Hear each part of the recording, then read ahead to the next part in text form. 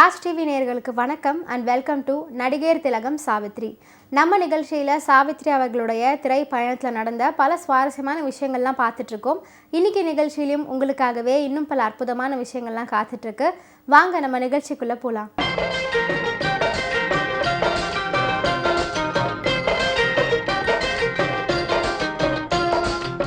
மகா நடிகை சாவித்ரி அவர்களுடைய வெற்றி திரைப்படங்களின் வரிசையில் 1964 வெளியான திரைப்படம் தான் கை கொடுத்த தெய்வம் அப்படிங்கிற திரைப்படம்.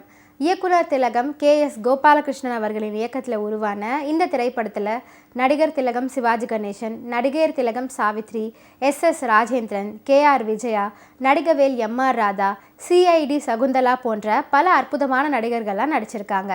திரைப்படத்திற்கு இசையமைத்தவர் மெல்லிசை மன்னர்களான விஸ்வநாதன், ராமமூர்த்தி ஆகியோர்.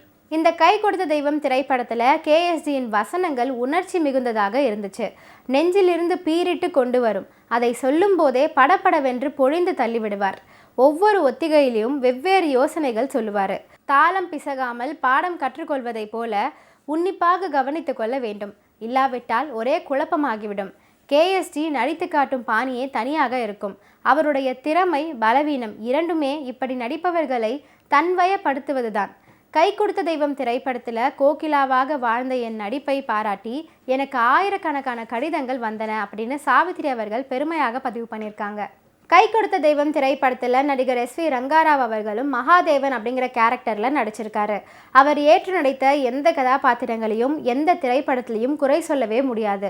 அதே போன்று இந்த திரைப்படத்திலும் மிகவும் யதார்த்தமாக நடிச்சிருப்பார் SV ரங்காராவ் அவர்கள். நடிகை புஷ்பலதா சகுந்தலா அப்படிங்கிற கதாபாத்திரம் ஏற்று கை கொடுத்த தெய்வம் திரைப்படத்தில் நடிச்சிருக்காங்க. ஒரு வெகுளி பெண்ணின் தங்கையாக வந்து உருக்கமாக நடித்து எல்லோரையும் உருக வச்சிருப்பாங்க. புஷ்பலதா ஏற்று நடித்த படங்களிலும் மிகவும் கண்டிப்பும் கராருமாக நிறைந்தவராக பொறுப்புணர்வு மிக்க பெண்ணாக பல திரைப்படங்களில் தோன்றி நடிச்சிருக்காங்க. அந்த வகையில் கை கொடுத்த தெய்வம் திரைப்படத்தில் குடும்பத்தின் கடைக்குட்டி பெண் சகுந்தலாவாக புஷ்பலதா நடிச்சிருப்பாங்க. அவருக்கு மூத்த அக்கா கோகிலாவாக சாவித்ரி நடிச்சிருப்பாங்க. படித்தவள் என்றாலும் உலகம் அறியாத வெகுளி பெண். ஒரு இளம் பெண்ணுக்கு உரிய எந்த பண்பு நலன்களையும் கடைபிடிக்க தெரியாதவள். ஆனால் சமூகத்தில் அவளுக்கு ஏற்படும் கெட்ட பெயரையும் அவச்சொல்களையும் சேர்த்து சுமக்கிறாள் இவள்.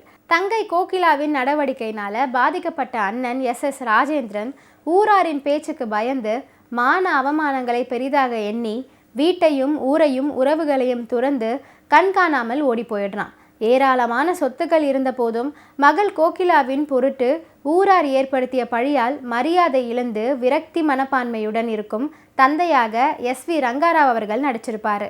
தாய் இல்லாத வீடு ஒரு தாயின் ஸ்தானத்திலிருந்து குடும்பத்தை கட்டுக்கோப்பாக நடத்தி செல்ல வேண்டிய பொறுப்பு இளைய மகள் சகுந்தலாவுக்கு இருக்கும். அன்பு கண்டிப்பாக எல்லோருக்குமே பதில் சொல்ல வேண்டிய நிலை என வீட்டின் ஒட்டுமொத்த பொறுப்புகளையும் தன் தோளில் சுமந்து நிறைவேற்றும் பெண்ணாக அற்புதமாக நடிச்சிருப்பார் புஷ்பலதா அவர்கள். இன்னும் சொல்லப்போனால் சாவித்திரிக்கு கிடைத்த பெயரிலும் புகழிலும் பாதி அளவாவது புஷ்பலதாவுக்கு கிடைச்சதா அப்படின்னா இல்லை அப்படின்னு தான் சொல்லணும். குலுங்க குலுங்க சிரிக்கும் சிரிப்பில் இவர் ஒரு பாப்பா அப்படிங்கிற அற்புதமான பாடலும் இந்த கை கொடுத்த தெய்வம் திரைப்படத்தில் இடம் பிடிச்சிருக்கு.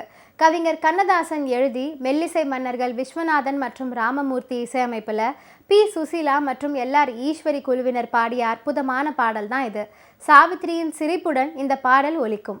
இன்னைக்கு நடிகர் திலகம் சாவித்ரி நிகழ்ச்சியில் பல சுவாரஸ்யமான விஷயங்கள்லாம் பார்த்தோம். இதெல்லாம் நல்லாவே கேட்டு ரசிச்சிருப்பீங்கன்னு நினைக்கிறேன். இந்த நிகழ்ச்சியை தொடர்ந்து பாருங்கள். நன்றி, வணக்கம்.